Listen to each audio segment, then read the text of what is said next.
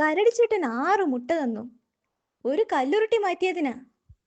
ഏ കരടിച്ചേട്ടൻ ഗുഹയുടെ മുറ്റം വൃത്തിയാക്കുകയാ. ഗേറ്റും വയ്ക്കുന്നുണ്ട്. എന്നെ സഹായത്തിന് വിളിച്ചതാ. പണി വല്ലതും ബാക്കിയുണ്ടോ ആവോ? He he.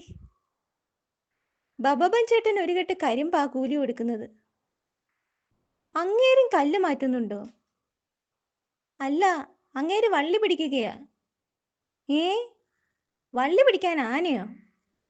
അതെന്താ, പാറ കൊണ്ടുള്ള വള്ളിയാണോ? He he. അല്ല, വള്ളി കൊണ്ടുള്ള വള്ളിയാ. വള്ളിക്ക് നല്ല നീളവും വണ്ണവും ഉണ്ടായിരിക്കും, അതാ. ഏയ്, ചെറുതാ. 8 നീർക്കോലിയുടെ നീളമേ വരൂ. പിന്നെന്തിനാ ആനയെ കൊണ്ട് പിടിപ്പിക്കുന്നത്? അതിന് ഞാൻ മതി. പക്ഷെ വിളിക്കാതെ എങ്ങനെയാ പണിക്ക് ചെല്ലുന്നത്? ഹാ, വഴിയുണ്ട്. താൻ പോയി വള്ളി പിടിക്ക്.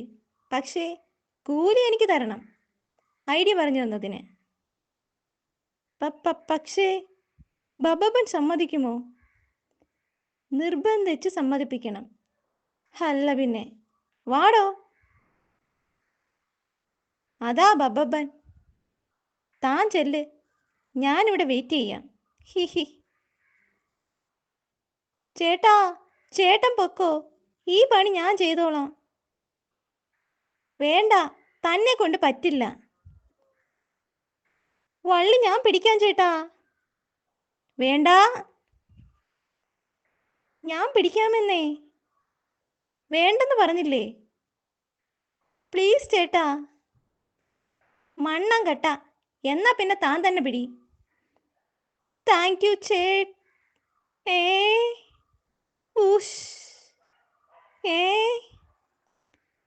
മണ്ടച്ചാരേ, ഗേറ്റ് ഉണ്ടാക്കാൻ വേണ്ടി മുള വലിച്ചു വളച്ച വള്ളിയാ താൻ പിടിച്ചു വാങ്ങിയത്.